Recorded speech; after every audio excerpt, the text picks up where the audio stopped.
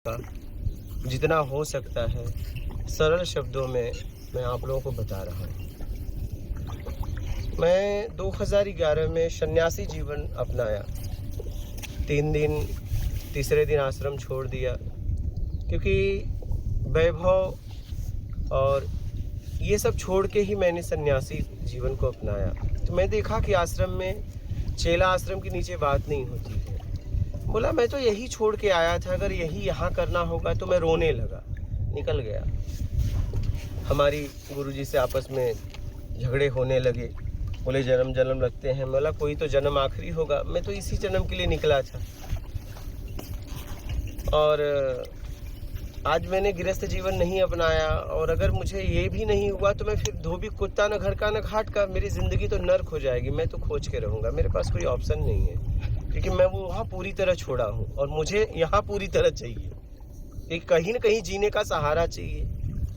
फिर इसके बाद उन्होंने कहा मैं नहीं करा सकता, सद्गुरु ढूंढ। मैं फिर 12 ज्योतिर्लिंग, 4 धाम, गंगा सागर की यात्रा किया। यात्रा करते करते करते जीवन में बहुत उतार चढ़ाव आए, और आते आते आते आते स्थिति ये बन गई कि समझ में नहीं आ रहा। एक तरफ नाते रिश्ते, क्योंकि मैं कहीं भागा नहीं था, मैं बस समझ रहा था परिवार वालों से मिलना ये वो। फिर स्थिति ये हो गई कि क्या करूं, जीवन में उतार चढ़ाव, काम क्रोध मद लोभ। ठीक है, 25-26 साल 27 साल की उम्र में निकलना मतलब काम भाव तो एकदम, आप लोग उसका अनुभव भी किए हैं, एकदम बेग रहता है। ठीक है कि ताकत रहती, उमंग रहता है, तरंग रहता है। अब काम भाव को भी नहीं रोक पा रहे थे। गुरुजी से पूछे तो उन्होंने कहा कि हम कहे ये ब्रह्मचर्य कैसे रुकेगा, तो उन्होंने कहा कि रुक जाएगा। मैं बोला बुढ़ापे में तो रुक जाएगा, मुझे भी मालूम है, लेकिन अभी कैसे रुके, क्योंकि ये आग है पूरा। ठीक है, बुढ़ापे में तो रुक ही जाएगा, मशीनें नहीं काम करेंगी, जो तुम ब्रह्मचारी हो ही जाओगे। अभी उस ऊर्जा को कैसे कहीं लगाएं, क्योंकि मेरे पास ऊर्जा तो है लेकिन लगाएं कहाँ। नहीं, अगर आप कहीं लगाओगे तो उस ऊर्जा से आप ही को परेशानी होने लगेगी, क्योंकि ऊर्जा को जाने का कहीं जगह होना चाहिए।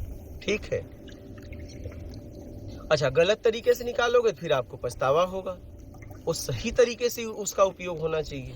ज्यादातर हम शारीरिक ऊर्जा का गलत ही उपयोग करते हैं। ठीक है, गलत विधि से ही निकाल देते हैं और बाद में हम पछताते हैं। हर बार कहते हैं अब नहीं निकालूंगा, लेकिन ये जल्दी आता नहीं है जीवन में। क्या, उससे हमारा शरीर खराब हो जाता है। बात समझ रहे हैं? उससे हर बार यही कहते हैं अपने आप से, अब नहीं करूंगा। हर बार जैसी ऊर्जा निकलेगी गलत तरीके से आप पछताते हो कि अब नहीं करूंगा, लेकिन अब नहीं करूंगा, लेकिन वो आते आते आते आते बड़ा समय मतलब वो हो जाता है।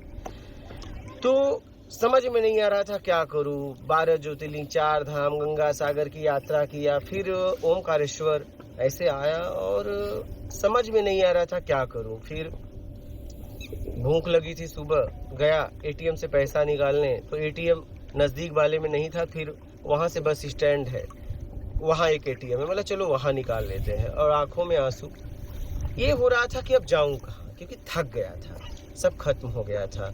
मतलब पृथ्वी पर ऐसा जगह नहीं बचा था। समझदारों से लेके साधु सन्यासी से लेके बैरागी उदासी गृहस्थ से लेके भिखारी तक को नहीं छोड़ा था। थक गया था कि अब कहाँ खोजूं, समझ में नहीं आ रहा है। एटीएम के बाहर पैसा निकालने आया, ऐसे ही रोड पे खड़ा था, आंखों में छरछर आंसू गिर रहे थे कि जाऊं कहाँ, अब जाऊं कहाँ, तो समझ में नहीं आ रहा था। बेचैनी थी, घुटन था, कोई ऑप्शन नहीं था जीवन में, क्योंकि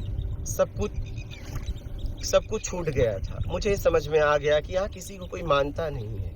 यहाँ आपकी ताकत को लोग आपको मानते हैं। जब तक आप ताकतवर हैं, चाहे रूप से, चाहे रंग से, चाहे टैलेंट से, चाहे पैसे से, तभी तक आपको लोग मानेंगे। ठीक है, हमारा आपका हाल वही है।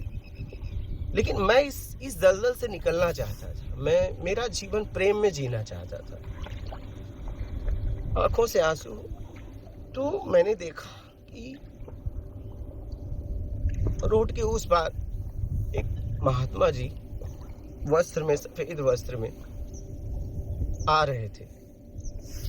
हमने उनको देखा, देखते रहे और वो वहां से मुझे देखने लगे। हम एक दूसरे को देखते देखते करीब हो गए। उन्होंने कुछ मुझसे पूछा, कहाँ जा रहे हो? मुझे पता नहीं।